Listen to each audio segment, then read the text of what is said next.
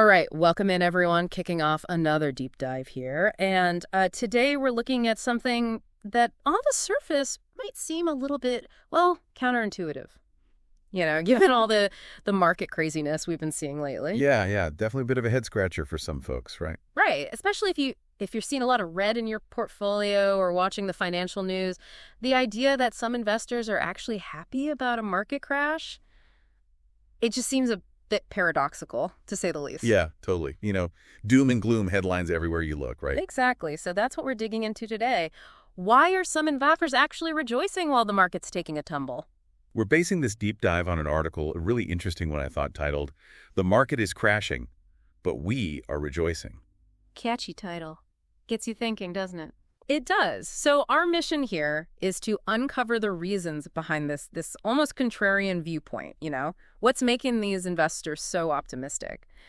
And hopefully, by understanding their perspective, we can all gain some valuable insights into market behavior during these downturns, which, let's face it, are a pretty inevitable part of the whole investing game. For sure. Like, market cycles are a thing, right? Ups and downs, got to be prepared for the whole ride. Absolutely. So maybe by the end of this, we'll all feel a little bit more informed, a little bit less overwhelmed by all the noise out there.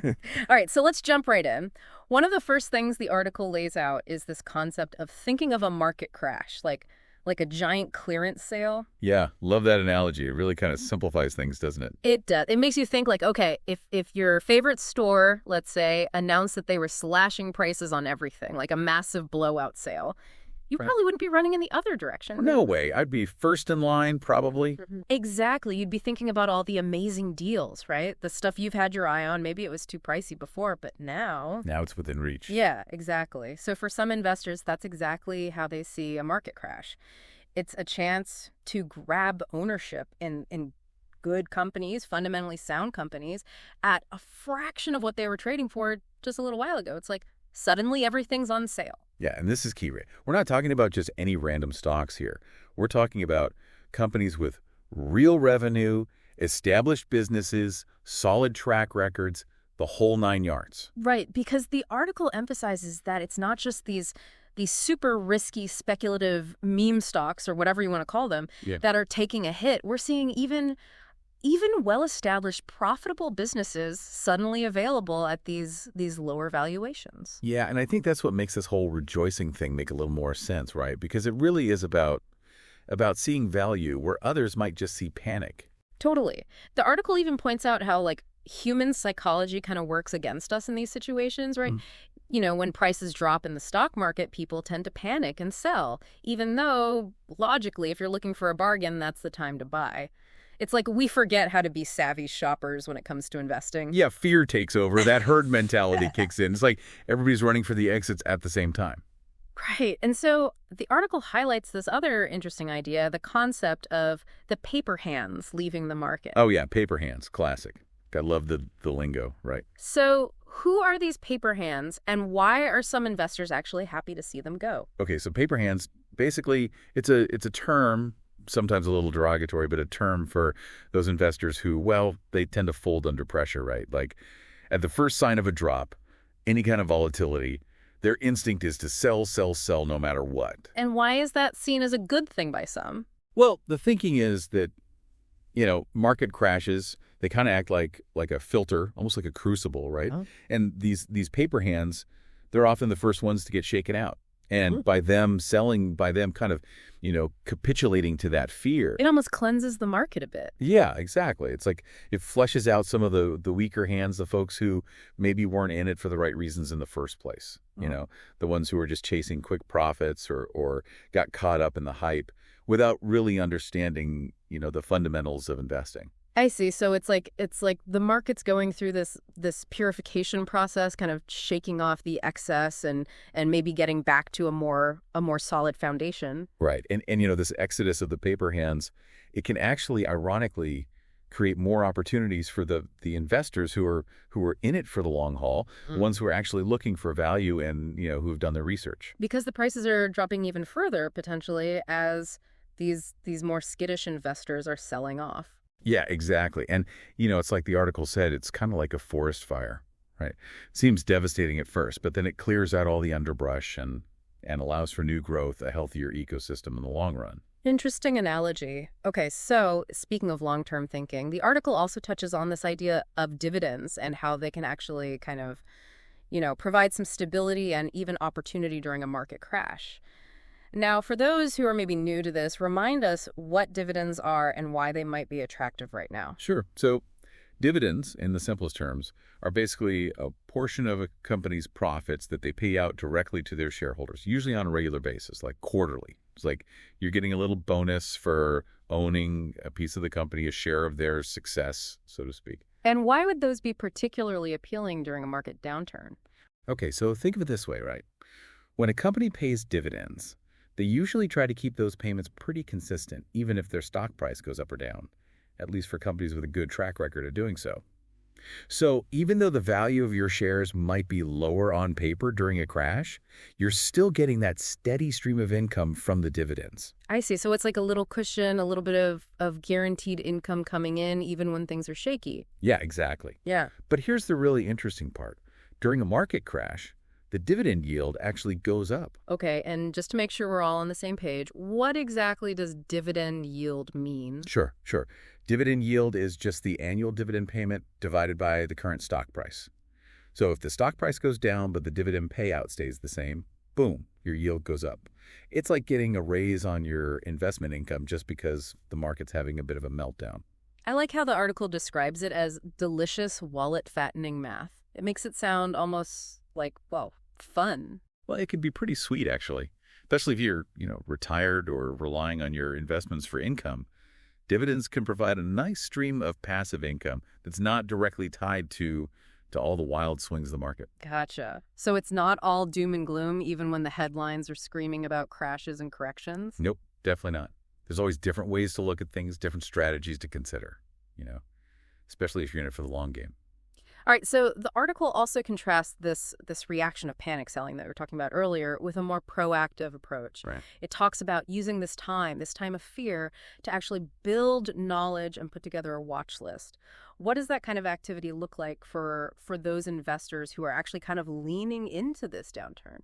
Well, instead of hitting the sell button and freaking out these investors, Yeah. they see a market crash as a time to hit the books, so to speak, to really dig in and do their research. So it's almost like they're taking advantage of the downtime, the fact that things are a bit slower, to really focus on learning and strategizing. Yeah, exactly. They're not necessarily rushing to buy right away, but they're definitely using this time to get a better understanding of the companies they're interested in. They're poring over financial statements, looking at balance sheets, income statements, all that fun stuff, trying to identify those hidden gems that might be undervalued right now. It's almost like they're creating a shopping list, figuring out what they want to buy when the prices are right. Yeah, like a Black Friday shopping list, but for stocks. They're getting ready to pounce when the deals are at their best. It's all about being prepared and having a plan, right? Right, because like we were saying earlier, downturns are temporary. So they're using this time to get ready for the eventual recovery, right? The article uses some really fun imagery here. It compares it to a Rocky training montage, putting in the work behind the scenes while everyone else is panicking. Love that. Really captures the spirit of it, right? It's that whole idea of using the tough times to get stronger, to come back even better than before. And, those investors who are taking that approach, the ones who are using this time to learn and plan, they're the ones who are probably going to come out of this ahead in the long run. Makes sense. Okay, another point the article makes that I thought was interesting is this idea of valuations getting back to more reasonable levels. It talks about how before the crash, some companies were they were trading at these incredibly inflated prices, often with very little actual earnings to back those prices up. Right. Like the hype machine was in overdrive, wasn't it? Yeah. A lot of speculation, a lot of, this company is the next big thing, even if they hadn't really proven themselves yet. Yeah, a lot of pie in the sky kind of stuff. And so what the article is suggesting is that this market crash, it's kind of forcing a reality check, right? It's bringing those valuations back down to earth, making them more aligned with the actual fundamentals of the business. Yeah, it's like the air is getting let out of the balloon a little bit. And that can actually be a good thing, right? Because it creates an opportunity to invest in real companies at realistic prices. It's like the market is getting a little bit more sane, a little bit less driven by pure speculation. So less FOMO, less chasing after the next big thing, and more focus on actual value and real potential. Exactly. It's like the tide is going out and now we can see who's been swimming naked, so to speak. Okay, that's a vivid image. So it's about getting back to basics, focusing on those core metrics, right? The things that actually determine a company's long-term success, like profitability, cash flow, that kind of thing. For sure. Because, at the end of the day, investing is about owning a piece of a business. And a business needs to be making money to be worth anything in the long run. Right. And the article also touches on this interesting idea, the humbling effect of a market crash. What do they mean by that? Well, market crashes, they have a way of kind of shaking things up. Right. They could be a bit of a reality check, even for the most seasoned investors. Because, let's face it, when the market's going up, up, up for a long time, it's easy to get a little bit, complacent, maybe even a little cocky. Right, like, I'm a genius, I can't lose. Exactly. But then a crash comes along, and it reminds us that, hey, markets are cyclical, they go up, they go down, and losses are a part of the game.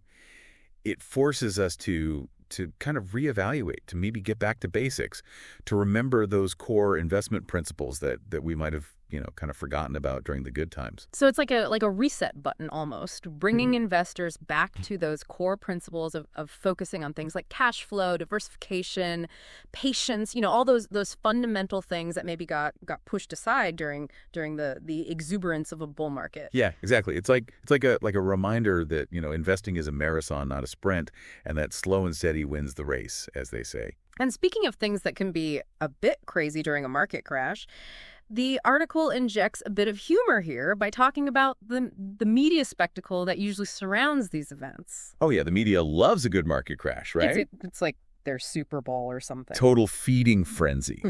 Headlines everywhere, experts making all sorts of predictions, some dire, some optimistic. It's a whole circus. And the article kind of points out the absurdity of it all, right? The constant barrage of often contradictory opinions and sensationalized stories, it can be overwhelming. For sure. And, it's important to remember that, the media, they have a vested interest in keeping us glued to the screen, right? So they're going to play up the drama, the fear, the uncertainty, because that's what gets people clicking and watching. So their goal is not necessarily to give us the most balanced and nuanced perspective, right? No, not always. And, it's easy to get sucked into that vortex of negativity, that fear-mongering. But it's important to keep a cool head, to do your own research, to stick to your plan, and not let the media dictate your investment decisions. Because at the end of the day, it's your money, right? You're the one who has to live with the consequences. Exactly. Okay, so shifting gears a little bit, the article also highlights this idea that market crashes, they can actually create increased opportunities in other areas as well, not just in the stock market. Can you expand on that a little bit? Yeah, definitely. So, when fear takes over, it can create kind of these ripple effects across different markets, right? So it's not just stocks that are affected. You might see opportunities pop up in real estate, for example. Oh, interesting. Yeah, people might be more willing to sell properties at a discount if they're feeling the financial pressure.